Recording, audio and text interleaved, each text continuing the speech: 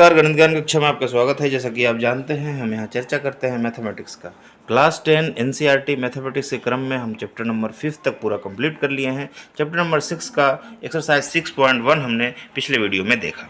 यहाँ पे आइए एक्सरसाइज 6.2 से पहले हम कुछ तथ्य को जान लेते हैं। यहाँ पे सिमिलरिटी के ऊपर ये पूरा आपका चैप्टर है। ट्रायंगल्स, जहाँ पे ज्योमेट्री में हम पढ़ते हैं ट्रायंगल के कितने एलिमेंट होते हैं, तो ट्रायंगल में क्या होता है, 3 साइड और 3 एंगल होता है। और जहाँ पे 3 साइड और 3 एंगल ट्रायंगल में है, तो इनके बीच में कुछ निश्चित रिलेशन होता है। तो इन्हीं के रिलेशन, एंगल्स और इनके साइड्स के बीच के रिलेशन के विषय में हम यहाँ पे जानते हैं। तो आइए देखते हैं। सबसे पहले तो कॉमन रिलेशन आप सब जानते हैं कि कोई ट्रायंगल अगर इस तरह से ए बी सी फॉर्म होता है, तो इसमें 3 एंगल जो होते हैं वो तीनों का सम क्या होता है, 180 डिग्री होता है। ये तो आपको पता है, इस पे बहुत सारे सम आपने सोल्व भी किया है। आइए एक और रिलेशन के विषय में यहाँ पे देखते हैं, जो कि उसका ज्योग्राफिकल रिलेशन या ज्योमेट्री के रिलेशन है। इस तरह से देखिए, हम एक ट्रायंगल बना लिया, यहाँ पे ओ, यहाँ पे ए, यहाँ पे बी। इसके बीच में कहीं पे भी एक हमने क्या किया कि एम कोई पॉइंट ले लिया और एम से क्या किए कि ए बी के पैरेलल एक लाइन हमने ड्रॉ कर दिया। ये लाइन जो है ए बी के पैरेलल है, यानी कि जो एंगल यहाँ पे बन रहा है वही एंगल यहाँ पे बन रहा है।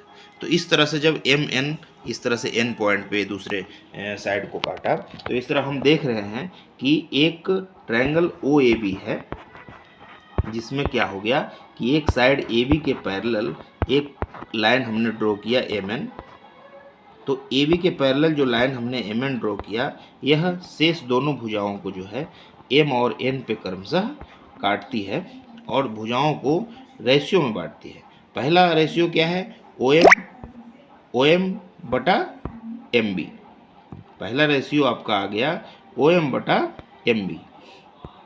और दूसरा रेशियो, पहला रेशियो देखिए O M divided by M B, तो लिखेंगे यहाँ O M divided by M B, ठीक है। और दूसरा रेशियो, दूसरे भुजा का जो रेशियो है वो है आपका O N divided by N A.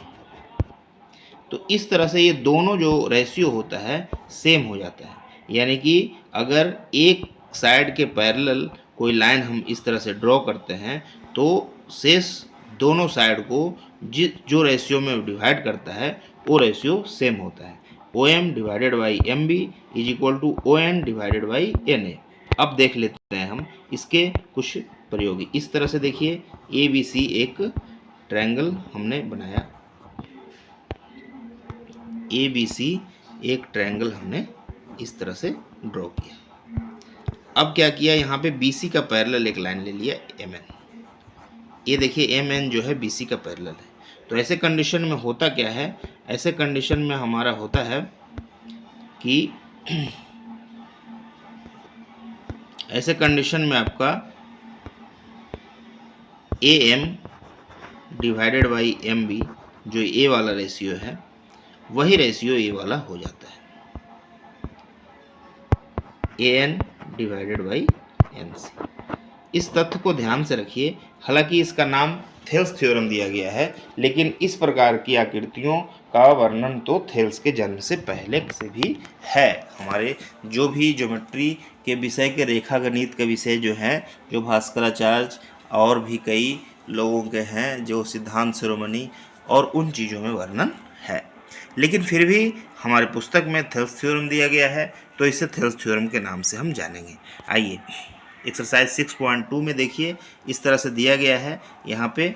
अब यहाँ क्या करना है कि देखना है कि यहाँ पे D जब BC के पैरेलल है, तो यहाँ पे जो अज्ञात दिया गया है इसका क्या वैल्यू होगा। देखिए D यहाँ पैरेलल है BC का, तो यहाँ क्या बोला गया है अभी कि ये रेशियो सेम होता है।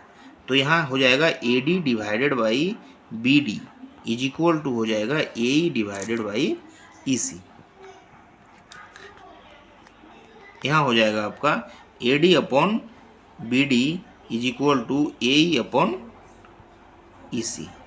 तो इस तरह से देखिए 1.5 है तो 3 है, तो 1.5 upon 3 is equal to 1 upon x मान लिया।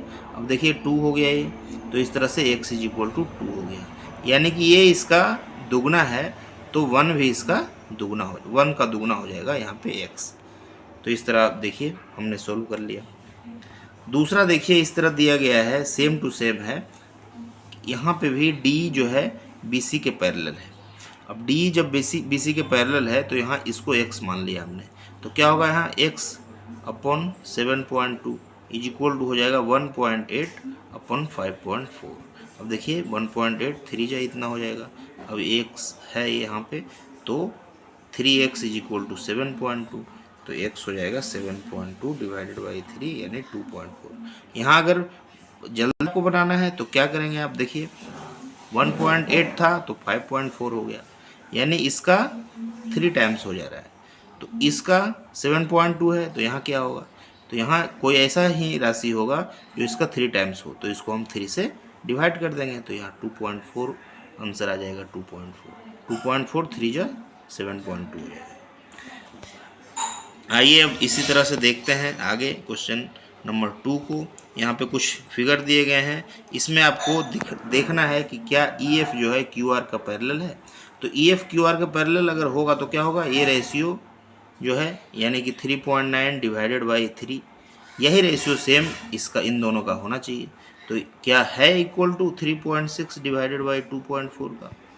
अब देख लीजिए पॉइंट अगर हटा लेंगे हम तो ये हो जाएगा, ये 1.3 हो जाएगा, ये हो जाएगा 1.3।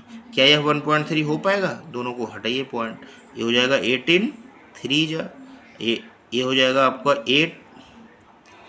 18 2 जा, ये हो जाएगा 12 2 जा, 6 से करते हैं 2 6 जा, ये हो जाएगा 3 6 जा, 3/2 हो जाएगा, तो ये हो जाएगा 1.5। इधर आ गया 1.3, इधर आ गया 1.5, ये दोनों बराबर नहीं है, तो यानी यहाँ पे हम बोल सकते हैं कि EF जो है QR के पैरेलल नहीं है, ये दोनों आगे बढ़ाने पे एक दूसरे को कट कर देंगे। इस तरह आइए पीछे देखते हैं, इसमें भी देखते हैं, कोशिश करते हैं कि क्या ये दोनों है पैरेलल देखने का। तो 4/4.5 आ जाएगा, और इधर वाला क्या आ जाएगा 8/9।